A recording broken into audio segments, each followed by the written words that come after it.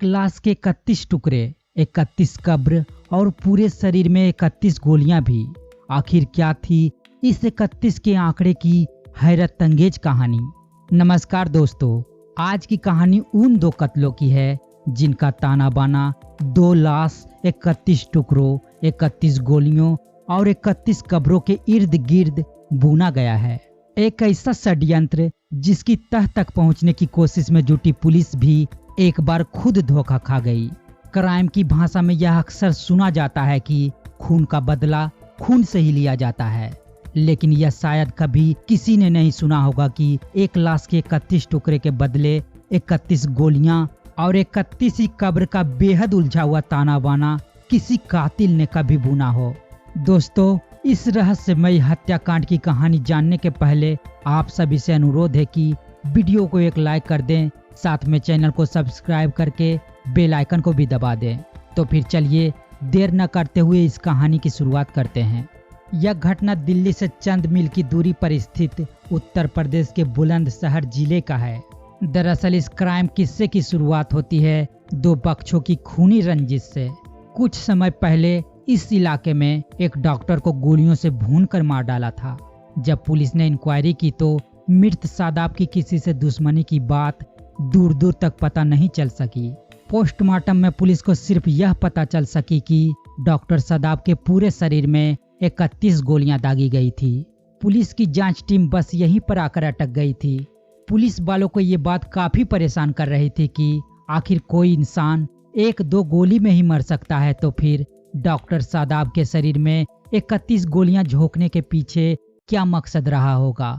सवाल जितना सटीक था उससे कहीं ज्यादा पेचीदा भी था। पुलिस ऐसा मानकर चल रही थी कि एक इंसान को इतनी गोलियां कोई चिढ़कर किसी रंजिश में ही मार सकता है, वरना कत्ल तो 1-2 गोली से भी हो सकता है। लेकिन पुलिस की इस बात पर घर वाले पूर्ण विराम लगा दी थी, क्योंकि परिवार वालों का कहना था कि डॉक्टर सादाब काफी अच्छे भले आदमी थे। उनकी कभी किसी से झगड़ा भी नहीं हुआ था। रंजिश की बात तो हो ही नहीं सकती।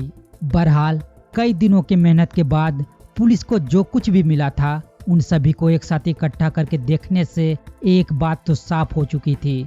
भले ही डॉक्टर सादाब के परिवार वाले रंजिश की बात से इनकार कर रहे हो, लेकिन कत्ल की इस घटना में रंजिश का एंगल छिपा हुआ लग रहा था, जिसे तलाश करके पुलिस को उस कातिल तक पहुंचना था।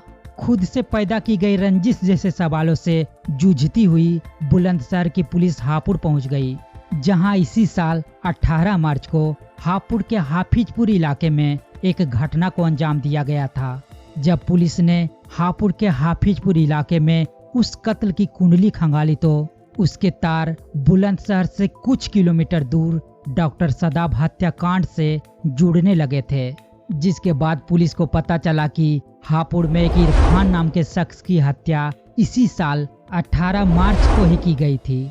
उसके लाश के भी 31 टुकड़े किए गए थे और उन 31 टुकड़ों के लिए हत्यारों ने अलग अलग स्थानों पर 31 ही कब्र बनाकर उन 31 टुकड़ों को दफन कर दिया था।